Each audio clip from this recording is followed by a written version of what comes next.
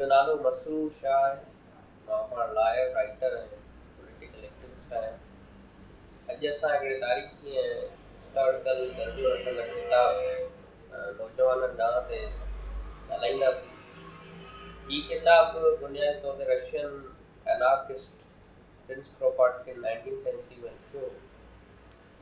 जीअं हिन किताब जे सिंधी वारे छापे दिमाग़ में साईं मोहम्मद इब्राहिम जो साहब लिखियो आहे त जॾहिं उन्हनि इहो कॉलेज में किताब पढ़ियो त किताब 50 पेजनि जो आहे, पर किताब पढ़ण खां पोइ उनजो ज़हन जेको आहे उहो साॻियो न रहियो। ईअं ई किताब कंहिं दौर में कॉलेज में दौर में मां पढ़ियो हो ऐं वाकई हीअ किताब जेको बि नौजवान पढ़ंदो आहे त उनजो ज़हन जेको आहे उहो साॻियो न रहंदो आहे ऐं उन में हिकिड़ी बुनियादी क़िस्म जी तब्दीली ईंदी आहे।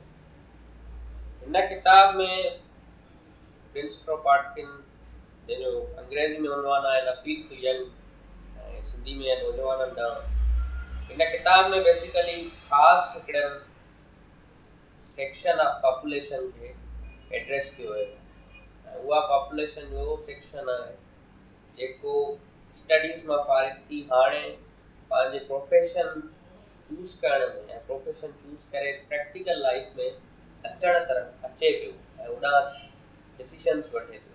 मिसाल हिकिड़ो लॉयर आहे, उहो लॉयर थियणु चाहे थो, हिकिड़ो नौजवान डॉक्टर थियणु चाहे थो पंहिंजी मेडिकल स्टडीज़ ख़तमु करे, या आर्टिस्ट थियणु चाहे थो, या उस्ताद थियणु चाहे थो, या इंजीनियर थियणु चाहे थो। उन सेक्शन ऑफ पॉपुलेशन खे एड्रेस कयो वियो आहे। तव्हां जेको कुझु समाज लाइ करणु चाहियो था ऐं त उन में कहिड़ियूं रुकावटूं आहिनि ऐं तव्हांखे छा करणु घुरिजे।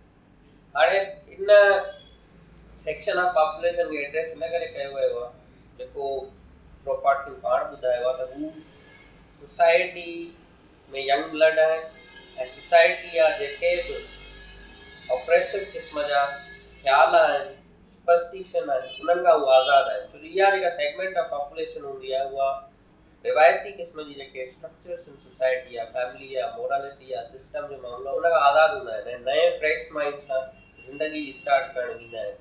उहा पॉपुलेशन चेंज थियण जी पोटेंशियलिटी रखंदी आहे ऐं सोसाइटी में चेंज आणण जी पोटेंशियलिटी रखंदी आहे। इन ई करे उन पॉपुलेशन खे एड्रेस कयो आहे ऐं हू इंडिपेंडेंट न सिर्फ़ु पंहिंजे माइंड में हूंदा आहिनि पर इंडिपेंडेंट पंहिंजे पूरी सोशल लाइफ में हूंदा आहिनि। यानी फैमिली खां टुटी करे यूनिवर्सिटी में पढ़ंदा आहिनि, उन खां पोइ पंहिंजो प्रोफेशन चूज़ कंदा आहिनि, त इन करे इन जो पर्पज़ आहे। हाणे हुन में कुझु मिसाल हुन किताब में ॾिनल आहे। मिसाल हिकिड़ो डॉक्टर आहे, हाणे हिकिड़े डॉक्टर खे एड्रेस कयल आहे। तव्हां जॾहिं डॉक्टर हिकिड़ो नौजवान डॉक्टर थियणु चाहे थो त हुनजी ख़्वाहिश आहे त मां डॉक्टर थी करे सोसाइटी में या माण्हुनि जी जेका आहे उहा वेलबींग लाइ ऐं हेल्थ लाइ कमु कंदुसि। पर उते क्रोपाटकिन हिकिड़े डॉक्टर लाइ सुवाल थो उथारे त तव्हांखे हिकिड़े अहिड़े पाड़े में वठी वञिजे जेके वर्किंग क्लास पाड़ो हुजे, उते सभु बीमार हुजनि, तव्हां जॾहिं हुनखे ॾिसो सम्झी वञो त हिनखे ग़िज़ाई किलत जे करे ऐं सही माहौल न हुजण जे करे, ख़राब पाणी जे करे हिन औरत जी ऐं हिन मर्द जी जेको वर्किंग क्लास सां तालुक़ रखे थो हुनजी तबियत ख़राबु आहे। हाणे तव्हां वटि छा हुनजो हल आहे? तव्हां मेडिकली हली वियो आहे त तव्हां हुनखे चओ त उहा सुठो पाणी पी, ग़िज़ाई किलत खे ख़तमु कर, डाइट सही कर, एक्सरसाइज कर। पर अगरि जे इहा ऑप्शन हुन वटि हुजे हा त पहिरें मरहले में बीमार कोन थिए हा, न ई तव्हांखे घुराए। तव्हांजो जेको मेडिकल प्रोफेशन आहे उहो हिन सिस्टम में तव्हां चाहींदे बि पंहिंजी जेके सर्विसिस हिन सोसाइटी जी वेलबींग आहे उहा कोन था करे सघो। ईअं ई हिकिड़ो इंजीनियर आहे, हिकिड़े इंजीनियर सां मुखातिबु आहे, हुनखे बि इहो चयल आहे त तव्हां लेट्स से रेलवे, तॾहिं रेलवे जो दौर हो, रेलवे लाइन्स विछायो था, वॾी महिनत करे रेलवे लाइन्स विछायो था, उन में कमु कयो था। पर उहे ई रेलवे तव्हां त हिन पर्पज़ लाइ ठाहियूं त माण्हुनि जी सहूलियत लाइ, माण्हुनि लाइ कमु ईंदियूं, पर उहे रेलवे लाइन्स जेके आहिनि उहे ॿिए मुल्क ते हमले लाइ इस्तेमालु थियूं थियनि। तव्हां त इहो सोचियो हूंदो त इहे शयूं बहितरी लाइ थींदियूं, पर हिन सिस्टम अंदरि तव्हांजो कयल कमु आहे, साइंस जो कयल कमु आहे, उहो यूज़ किथे थो थिए, उहो यूज़ थिए थो हथियारनि में, उहो यूज़ थिए थो माण्हुनि जे ख़िलाफ़। ईअं ई तव्हां रेलवे लाइन में जेके मज़दूर हुते कमु कंदा उहे बि मतिलबु हज़ारे मज़दूरनि जे रत मां उहा रेलवे लाइन ठहे थी। ईअं हिकिड़े साइंसदान खे एड्रेस कयल आहे त तव्हां हिकिड़ी एजाद कयो था ऐं उहा हिन एजाद जो तव्हांजो पर्पज़ नियत इहा आहे त इहा एजाद जेका आहे उहा कमु ईंदी सोसाइटी खे। उहा एजाद जेका आहे, मिसाल तव्हां हिकिड़ी मशीनरी ठाहियो था ऐं उहा इंडस्ट्री में लॻे थी, बग़ैर तव्हांजी नियत इहा हुई त माण्हुनि जी भलाई लाइ आहे, पर जीअं उहा मशीनरी अचे थी त उन सां हज़ारे मज़दूर बेरोज़गार थी था वञनि हिन सिस्टम में।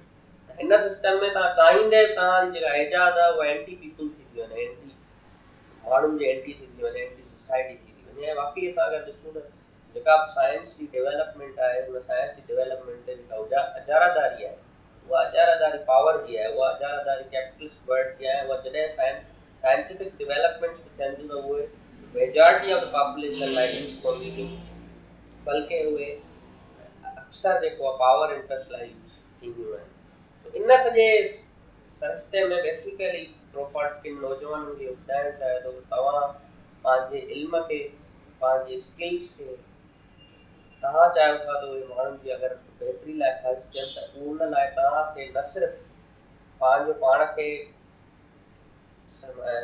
सही नियत सां माण्हुनि लाइ सर्व करणो पवंदो, पर तव्हांखे सिस्टम खे चेंज करण लाइ रेवोल्यूशनरी जेका पॉलिटिक्स आहे या जेका रेवोल्यूशनरी जेको अमल आहे उन में अचिणो पवंदो।